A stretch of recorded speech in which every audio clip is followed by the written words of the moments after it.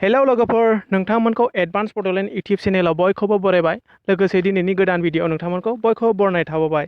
आं दिनै नोंथांमोननो मोनसे गोदान भिडिअ लानानै फैदों। नोंथांमोना भिडिअनि टाइटेल एबा थाम्बनेलाव नायनानै मोनथिखाबायबो जानो हागौ।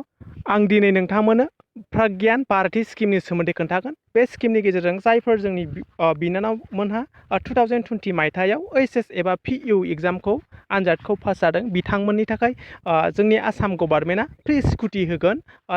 बेखौ सोर मोनगोन आरो माबोरै मोनगोन अबाहाय एप्लाइ खालामनांगौ आं बिनि सोमोन्दै नोंथांमोननो भिडिअनि गेजेरजों फारि फारि खोन्थालांबाय थागोन। नोंथांमोना भिडिअखौ दानालासेनो फारि फारि नायलांबाय थाबानो जाबाय। थ' जों दानिया भिडिअखौ जागायदिनि।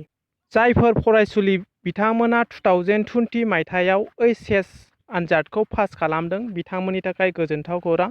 जोंनि आसाम गभर्नमेन्टआ जायफोर फरायसुलि गथ'फोरा ओइचएस एग्जामाव एबा पिइउ एग्जामाव फार्स्ट डिभिजन मोनदों बिथांमोननि थाखाय गंफा गंफा स्कुटि राननानै होगोन। बे स्कुटिखौ मोननो थाखाय नोंथांमोना सेबानि अफिसियेल वेबसाइटआव नोंथांमोना बेखौ एप्लाइ खालामनांगन। आं बेयाव डिसप्लेआव होखादों नोंथांमोना सेबानि अफिसियेल वेबसाइटखौ नोंथांमोना बेयाव एप्लाइ खालामनांगोन। गंसे स्कुटिनि दामा 50,000निफ्राय 55,000सिमनि होगोन। नोंथांमोना बेखौ एप्लाइ खालामदो।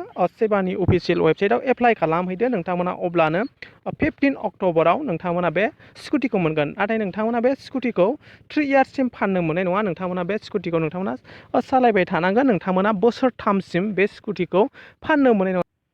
जायफोर फरायसुलिफोरा फार्स्ट डिभिजन मोनदों माने 60% मोनदों बिथांमोनाल' बे स्कुटिखौ मोनगोन।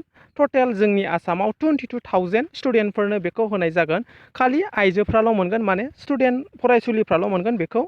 फरायसा हौवाफोरा मोननाय नङा।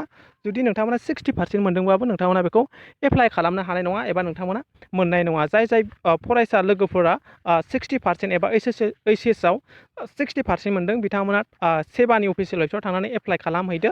आरो सोरबाफोर मोनथियाखैबा नोंथांमोना बे भिडिअखौ शेयार खालामनानै होबानो जाबाय। दिनैनि भिडिअ एसेनोसै। जुदि नोंथांमोना माबाफोर बुजियाखैबा भिडिअनि कमेन्ट सेक्सनाव कमेन्ट खालामनानै सोंहरनो हागोन। नोंथांमोनखौ नेक्स्ट भिडिअ बयखौबो लोगो मोनगोन। Thank you.